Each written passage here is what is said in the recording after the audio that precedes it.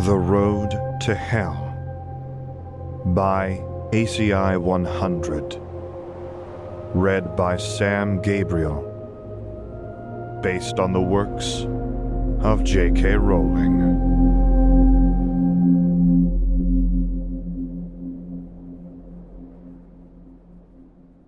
Chapter 15.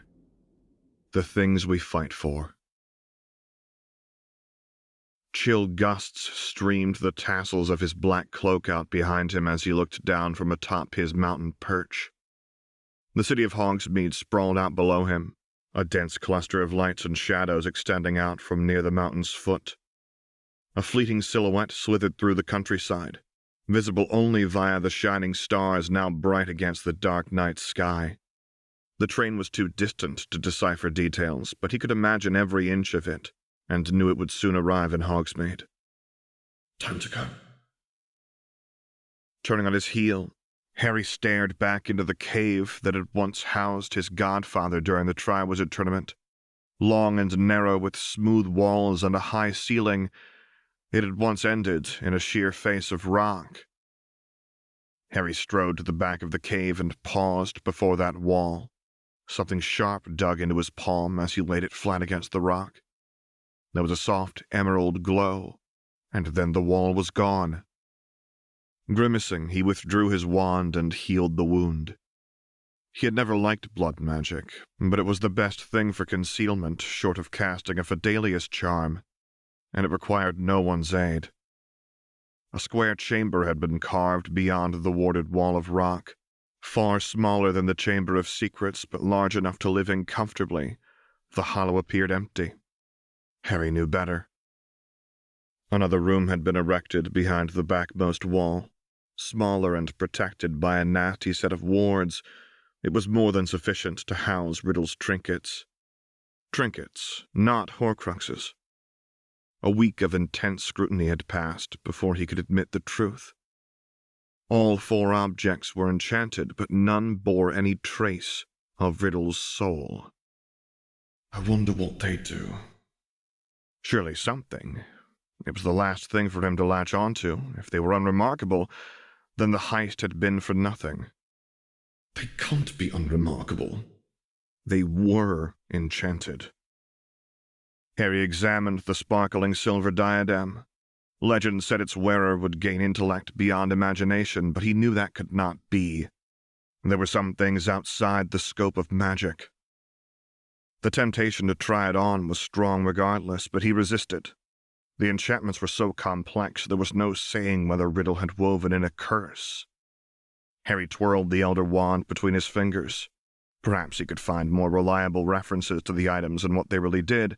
He would not make Dumbledore's mistake and grab one in his haste to wield it, particularly if it was of little value.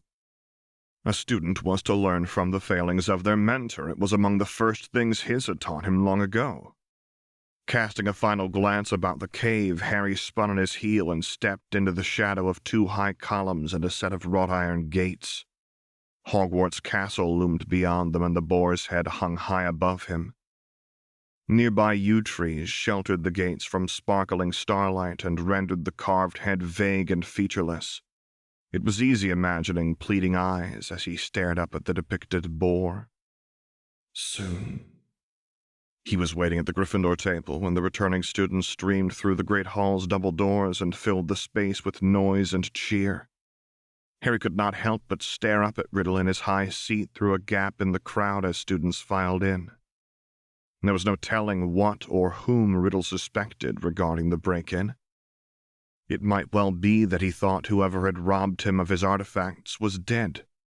If the thief had been anyone else, they likely would have been. Harry himself had not planned on escaping through the window. Only conjured winds and well-timed summoning charms had saved him. It had been madness, resorting to those tricks while falling so freely. Had there been better options, he never would have dared. Such a thing was akin to suicide, and he was lucky to have survived. It had been a near thing. But I did survive. He always survived, even when better men died and he wished to take their places. Harry! Lily wore a beaming smile as she slid into the seat across from him, How was your holiday? For all his practice faking smiles, this one did not come easy. It was all right. I didn't do a whole lot. It had been hard to do anything once he learned the truth. Those trinkets had been his only lead on Riddle's Horcruxes. I promised he would die before I left. It was a promise he planned on keeping for the sake of his mother and 1,000 unnamed others. But there was no use attacking Riddle until his Horcruxes were gone. And I don't have much time. Casting a nervous glance at Lily from the corner of his eye, Harry wanted to believe she could resist the bastard's snares, but no one ever did. No one but Dumbledore, who was too busy ruling the world to see what was going on. Did you hear what happened to Potter's family? Lily's words sliced through his thoughts like they were slender silken strands. Oh, Merlin. Was he already too late? His eyes roamed down the table and sought his father out. There. A familiar nest of raven hair was bent low above the scarlet tablecloth. It appeared the marauders were having a whispered conversation. His heartbeat slowed, though only by a fraction. What happened? Their manor was attacked, Lily informed him. His heart renewed its pounding. Attacked by who? What happened? No one knows, Marlene whispered. They were holding a gala for New Year's like they always do. The stories are all over the place, but most agree that a large group attacked in the middle of the party. The prophet says their ballroom was destroyed, Mary murmured. There are pictures released showing that a huge chunk of the manor was just gone. It caused quite the scandal, Marlene added. The Lord Governor was furious that those pictures were leaked. She prattled on about the drama, but Harry's attention was elsewhere. The Potter home attacked, the ballroom ruined, a chunk of their manor torn away completely. He threw a hateful glare at Riddle while the bastard was distracted. There was no change in him. One would never know his trinkets had been stolen or that he had been out killing, but Harry had no doubts. Few wizards were powerful enough to lead attacks on warded pureblood homes, and fewer still could wreak destruction like what his friends described. But why the Potters? Harry's heart fluttered. Could he know about the Hallows? The Elder Wand burned inside its holster. It was unlikely, he decided. Riddle had been ignorant of them back in Harry's world, and there the tales had been widespread. Here he had not seen a single copy of the Tales of Beedle the Bard, and when he had mentioned the Peverells to Lily, she had never heard of them. No, the attack was unlikely to have concerned the Hallows. So what then? Had it been a random bout of terrorism? It was possible the massacre on Samhain had been a transparent grab for attention that proved Riddle was not above those sorts of strikes. But that one was different. It had been much safer and far less grandiose. What am I missing? Harry? He looked up at the sharpness in Marlene's voice. Something dark and grim was slashed across her face. She's not quite back to normal. There were too many pressing worries for him to feel guilt or self-loathing over this one. Sorry, I was just surprised. He bit his tongue and reined himself back in. How many dead? Marlene reached down to smooth her skirts. A few dozen? Once that number would have crushed him, but now he had perspective, and so he exhaled his relief. Hundreds went to balls like that. It could have been much worse. And the Potters, I see James, but what about the others? Lily threw a quick glance down the table. The only others alive are his parents, and they're both fine. Most of the deaths were minor nobles, Marlene explained. There were a lot of injuries, Mary said with downcast eyes. Most of them survived, but some were bad. Marlene's nod was somber. Rufus screamed you lost a leg. Harry nearly choked. Isn't he in charge of the Venators? Lord Consul, yes. There are rumours he might retire. They say he'll walk again, but on a fake leg and with a limp. Compassion splayed across her face as Lily chewed her lip. It's not exactly ideal for a man in his position. Underneath the table, Harry clenched his fists. I'll bet anything that was Riddle. It might well have been his goal. a broad, well-publicized attack to mask his real intentions. No. Maiming a high-ranking official was petty work for Riddle, unless he hoped Scrimgeour's wound would spread terror better than the man's demise. No, that's not like him. No answers came to Harry as they ate, and his friends were weary by the time they left the hall and strode towards the marble staircase. Oi! Callaway! His friends halted alongside him as he looked around. James Potter, of all people, was coming near with his hands held out in supplication. The other three marauders lurked a ways behind him. Harry's fingers flexed. He could feel every inch of the Elder Wand resting in its holster and fought the urge to summon it. Potter. It seemed only to occur to James just feet away from him how awkward this encounter was. His hands fell back down to his sides, and he shifted restlessly from foot to foot. The same way I do. Can I, have a word? Harry could feel Lily tense behind him, but he remained calm. Sure. James mussed his hair and looked anywhere but at Harry. I was, hoping for someone more private. Harry made a sweeping gesture indicating his acceptance and followed James down a side corridor and through a tapestry depicting a fiercely raging storm, along a dark and twisting tunnel, and into a low-ceilinged room that was long and narrow. I'm sorry about what happened at your family's party. Harry had not meant to say it, but the words slipped out against his will. It was a dark room, but he could see the way James shifted once again from foot to foot. Thanks. It wasn't pleasant. Sympathy fell like a brick into the pit of Harry's stomach. How many times had he heard new recruits refer to their first battle in somber tones like that? I know we don't see eye to eye, but I don't wish that sort of thing on anyone. I hope all your friends and family are all right. Squinting through the darkness, he could see just how lost his father looked. It hit him like a bludger, there in that dark room. He still could not hate James. Not after how he had gone to his mother, not after Samhain, not after the month of harassment Harry had endured. I still want to like him. He wanted it more than anything. Anything but killing Riddle and returning home.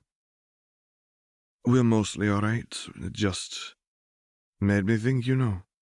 James snorted before Harry could respond. Stupid.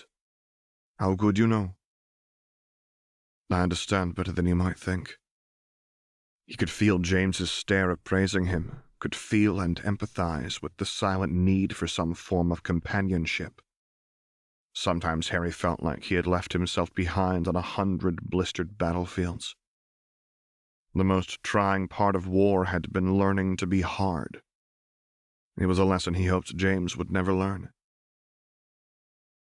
I don't know what your mother told you about me, but you're not the only one who's been through a melee. She wouldn't tell me anything, but I believe you. There was a restless silence. You seem like the type. Harry grimaced. I thank you, but it's not something to be proud of. I'd be proud if I did better. There was a whisper, likely not meant for his ears, so Harry bit his tongue. Some things could not be taught with words. I want to make peace. That surprised him almost as much as Riddle's attack on Potter Manor. Peace? Yeah. James's robes rustled under the onslaught of his fidgeting. Some things make you think, you know. They make you realize that stupid shit like playground spats aren't worth a damn. His father's bitterness grew so strong, Harry could almost feel it. Besides, cursing you won't make Evans like me. No, it won't. But acting like this might. I don't hate you, Potter. I don't even dislike you. I snapped on someone. I'm not sorry, but it should never have happened. I knew it wasn't worth it, I just couldn't stop. Let's just forget about all that. James moved closer and held out a hand. From the beginning. Warmth so fierce it almost melted his rage and worry surrounding Riddle blazed inside him. The beginning, Harry said and clasped his father's hand. Harry Calloway, it's nice to meet you. James Potter. Always a pleasure meeting a bloke that looks half as good as me. Harry laughed. It was easy forgetting how much older than these children he was. Usually the reminders were unpleasant, but sometimes they showed him something bright and pure. This is what I fight for. Harry seized the warmth and laughter both, clutching them like a starving man might grip a loaf of bread. This is why I'll take down Riddle, no matter what it takes. Someone sneezed nearby, and Harry's head jerked up. Having become so invested in his work, he had almost forgotten he was in a public place. Looking up and out the nearest window, he saw the sky outside was no longer dark, but was filled with flakes of snow that were falling fast. Riddle really had come through with a written note to Madame Violette, who had prescribed Harry a month's worth of dreamless sleep. Dark bags no longer hung beneath his eyes, but he still felt exhausted. It was a different sort of weariness, the sort brought about by straining almost endlessly without results. The best way forward was to destroy the Horcruxes, but where were they? There were no leads. Harry's eyes dropped down to his expansive stack of notes. They contained everything he knew about the riddle from his own world, from his time at the orphanage to his Hogwarts years, to his stint at Borgin and Burke's, to his disappearance, and finally to his reign as Voldemort. Everything was dated as precisely as he could remember. The trick now was working through these notes and deciding what must have changed and what those alterations meant. The Order of Merlin had conquered Britain midway through Riddle's third year, so events at the orphanage were likely unchanged. There could still be a Horcrux hidden in that cave, and Riddle may still have owned the diary. But there was no award for him in the trophy room, and no strange records concerning the 1942 through 1943 Hogwarts school year. Worse still, there was no way of knowing whether he had gone to kill his father. Muggle records were trickier to track, and there had been no sign of Marvolo's ring in Riddle's office. It was like being back in that cramped tent again, jumping from forest to forest along the English countryside and pondering Horcruxes with Ron and Hermione. Ron and Hermione. Just 2 more reasons Riddle had to die and Harry had to get back home. Releasing a long and labored breath, he shoved his stack of notes aside. I'll just have to track them down. The cup and diadem were clean and had not been hidden. That leaves the locket, the diary, and the ring. Harry was confident there was no snake. Nagini had not appeared until her master's resurrection. Which one should he go after first? The locket would still be in that cave if it was hidden like it had been where Harry came from. I could go looking, but if it's really there, I won't be able to get it alone. There was no telling where the diary was, and the ring had been enough to trip up Dumbledore. Had that just been his lust for the resurrection stone? Harry wiped sweaty palms against his trousers. He was all too aware of how close his heist had been. If those were the sorts of things guarding Riddle's trinkets, what kinds of traps would protect his Horcruxes? I'm just thinking in circles. The other route was proving Riddle guilty, proving him a terrorist, a predator, a tyrant, and a murderer. But how? That had stumped him worse than Horcruxes. Enough of this. He would not waste more weeks staring at a set of clues. Something will come to me. Until then, he would shift his focus. This was a golden opportunity for him to strengthen himself. Harry had more free time than he had known in years, and an entire library at his disposal. He had to be strong enough to beat this riddle, then go back and handle Voldemort. Either must die at the hand of the other, for neither can live while the other survives. A glance up at the nearest clock told him that would have to wait. Breakfast's end was fast approaching, and classes would soon follow. His eyes flicked up towards the staff table when Harry entered the packed great hall. There was no sign of Riddle. What are you up to, you bastard? Harry? Marlene asked the moment he sat down. What's up? Have you heard any stories about Governor Mahindo?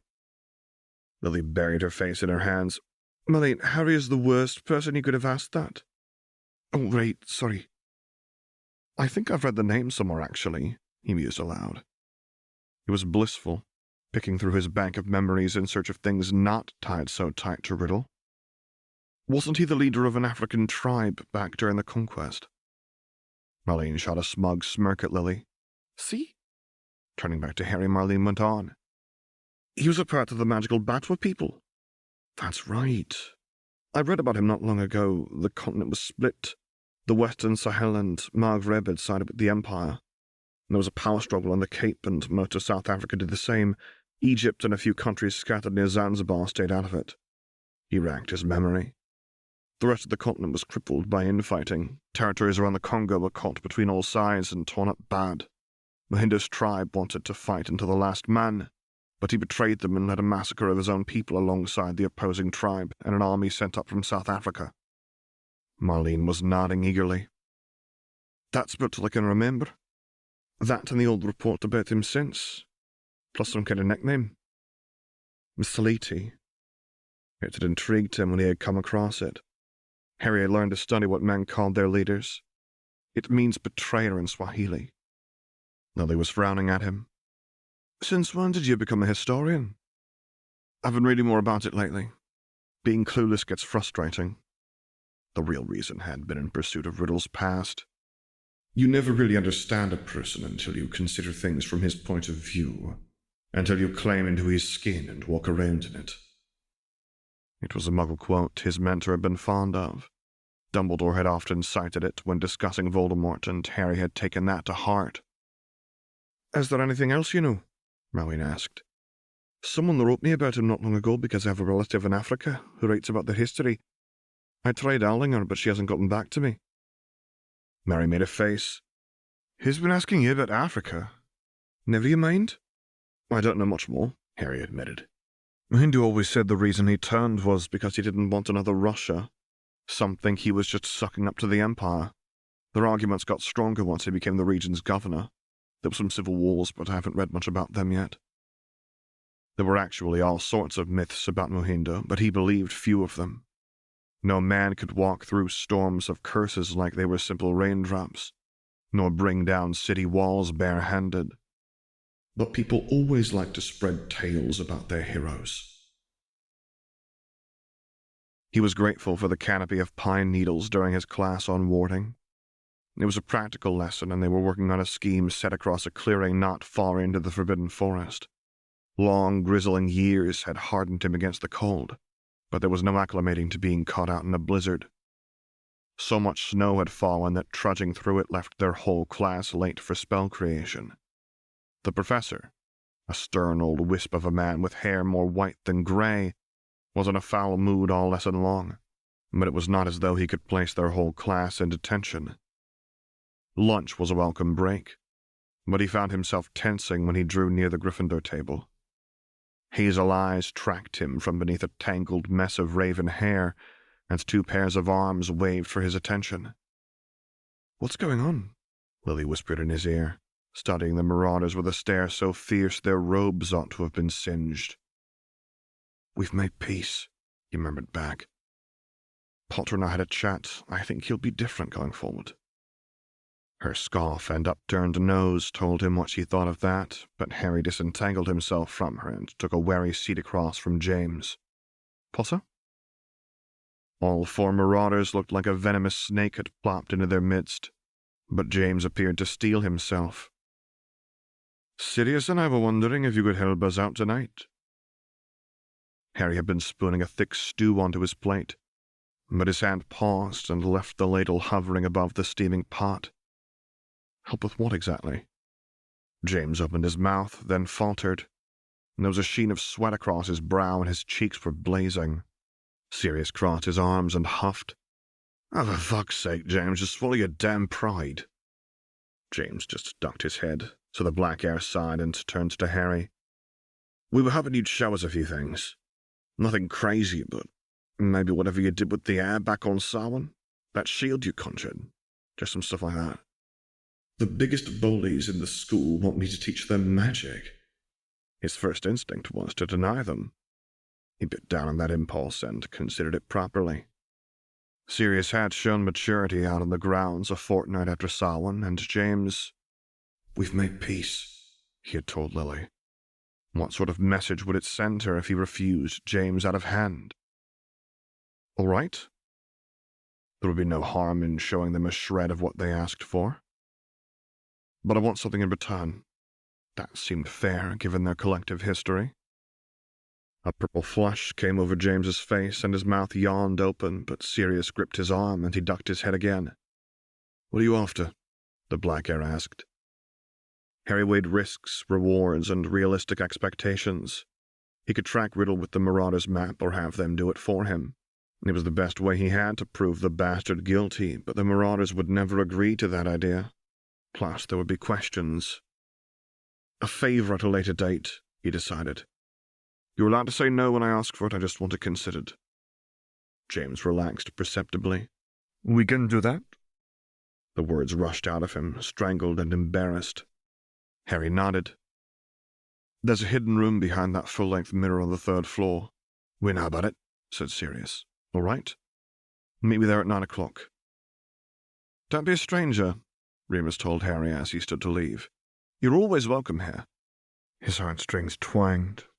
"I'll take you up on that sometime." It was enough to make him smile, as light and uplifting as a glimpse of sunlight in the heart of winter. In the description, you can find links to the author and narrator's websites. There you can find more stories that he has written, and more stories that I have narrated respectively.